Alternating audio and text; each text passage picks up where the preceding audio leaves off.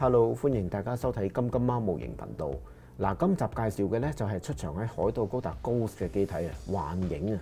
咁雖然 Bandai 咧就叫佢做幻影高達啦，咁但係喺漫畫裏面咧就淨係得主角馮特咧叫過佢做高達嘅啫。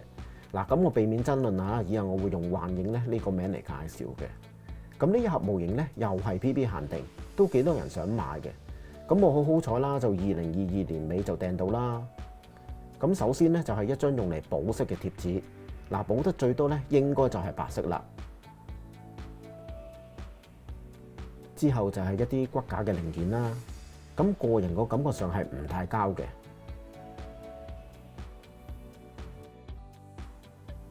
嗱，呢一件咧就係部分外夾白色件，咁呢一塊板件咧就係呢一盒模型嘅最大特色啊！米洛夫斯基粒子喺幻影身上嘅排氣位排出嗰啲粒子啊！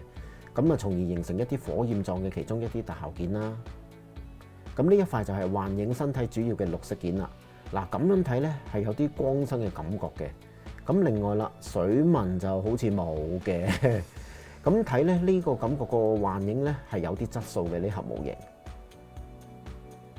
嗱，呢個手型嘅件，嗱呢一個係一對龍爪手啦。嗱，由於呢一盒模型係1:144啊。咁同時因為佢係 MS 小型化嘅機體，咁所以關節嘅體積咧就更加細。再俾大家睇睇另外嘅火焰特效件啦。嗱，咁樣睇咧真係唔可以唔讚今次 Bandai 啊設計得呢一個幻影嘅帽啊做得好好啊！因為呢啲火焰件咧係呢一部機體嘅最大特色嚟嘅。呢一本說明書同之前嘅 HG 模型好唔同。嗱，後面咧就係呢一個幻影嘅特效件大特寫啦，係咪好吸引呢？嗱，最近潮流興咧就瞓地變形啊嚇，咁呢一個就係幻影嘅巡航形態神氣流料啦。咁再下面就係各種武器嘅展示啦。再打開一睇，咁裡面咧就同一般 HG 一樣嘅，咁咪教大家點樣砌啦。嗱，咁啊睇到呢度差唔多啦，咁俾大家睇一睇個成品先。嗱，再補充一點啊嚇，今次 Bandai 咧又為呢一個幻影嘅部分裝甲個位咧做咗隱藏水口。嗱，雖然唔係全部都有嚇，但係值得一讚嘅。嗱，不過頭部個監視器同埋開口狀態嗰個金色咧，仲有面部嗰個白色啊，我最後選擇咧就手油補色啦。嗱，呢一個工序咧真係好考眼力同埋手嘅定力嘅。嗱，各位朋友不妨可以試試㗎嚇。幻影一開始係以咁嘅狀態出現喺海盜高達 Ghost 裏面嘅，佢係由木星帝國嘅鷹派馬戲團，又或者叫做沙拉斯嘅特殊部隊開發出嚟。咁因為俾本作嘅主角馮特啦，喺阻止贊斯卡羅利用斷頭台嘅事件當中，被佢搶咗嚟用。咁機體係以米洛夫斯基驅動裝置嚟作為行星之間高速移動航行為目的而開發嘅。咁但係因為木星帝國缺乏零件啦，就用咗好多唔合規格嘅機械組裝。所以機體過熱同埋大約得15分鐘發射米洛夫斯基粒子，形成所謂嘅幽靈之光模式。實際上其實係佢嘅缺點嚟嘅。咁因此咧，幻影咧可以話係只係屬於半完成品嘅機體嚟嘅。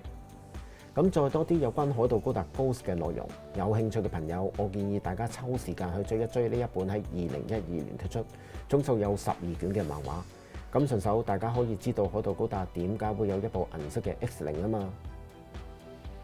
咁由於佢係 MS 小型化嘅機體，咁同時管身比例咧係1:144，所以佢嘅高度咧就大約係一支白電郵咁高嘅啫。咁我就將 BD1 咧同佢作一個比較啦。咁原來大家個高度都差唔多嘅啫喎。嗱，好明顯啊嚇，身體部分咧 BD1 係比較闊嘅，咁而個腳部啦都係 BD1 比較粗啦。之後就拎1:144卡碧尼同佢作一個比較啦。嗱，大家都見到卡碧尼咧係高佢半個身嘅，咁啊有啲似大人同小朋友啦。咁可惜我冇渣古可以做一個比較啊，因為呢一套漫畫主角馮特一開始咧係渣古嘅。最後啦，我就將 MG 版嘅海盜 X3咧同佢作一個比較啦。我就買唔到另一主角 X0啊，但係唔知道幻影將來咧有冇機會推出 MG 啦。不過銀色幽靈高達咧就有 Metal Build。佢嘅可動咧腰可以扭動360度，頭部都一樣。手部咧好可惜咧，就只係可以扭動角度最多45度。佢個前裙甲咧係一塊過設計嘅，腳可以咁樣舉上嚟，向後就係咁啦。咁背包咧，噴射器嗰兩對翼咧始終係 HG 啊，擺動角度咧相當有限。接住落嚟咧就介紹3款佢嘅武器。第一款咧就係而家大家睇到嘅兩把熱能短刀啦，上下揸都可以嘅。跟住嘅就係光速步槍啦。嗱，不過咧個設計上我就覺得好似比較短咗啲啊嚇。咁呢支槍咧可以分開嘅，再分開中間呢一件零件，咁樣插落去，跟住咧就將件特效件咧插上去，就可以變成蝴蝶破壞刀啦。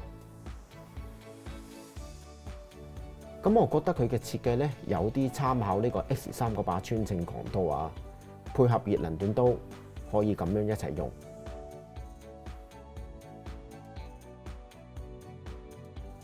大家而家睇到嘅應該就係呢一盒模型最值錢嘅幽靈之光特效件啦。嗱，摸上手咧，我自己覺得個質料咧都好硬嘅，就唔係軟賴賴。咁首先要換幻影嘅身上邊啲件呢？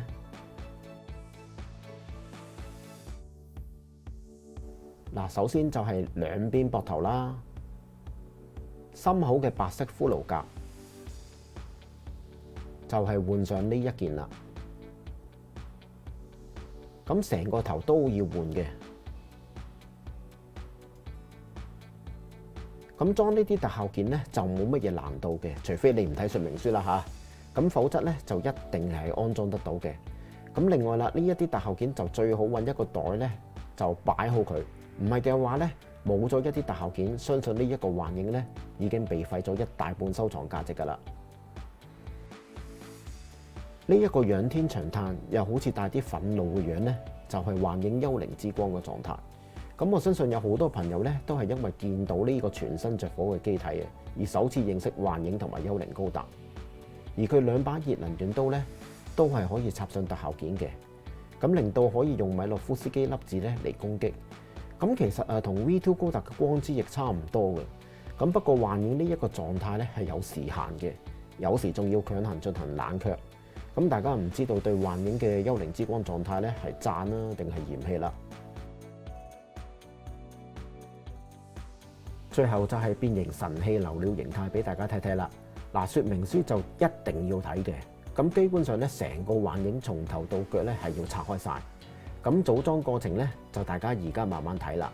咁我就唔講咁多。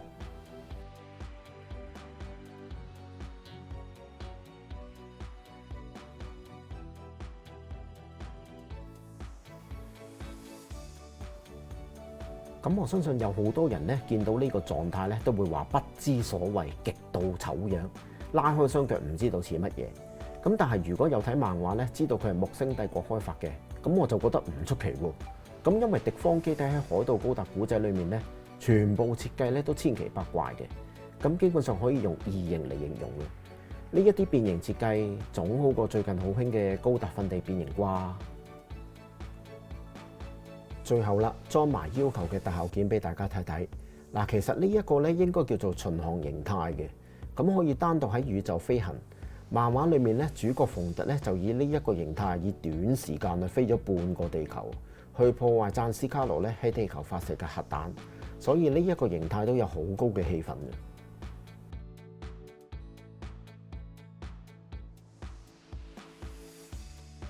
呢一個幻影係 HG 模型裏面品質同埋分件都好出色嘅，咁我都推薦俾大家買。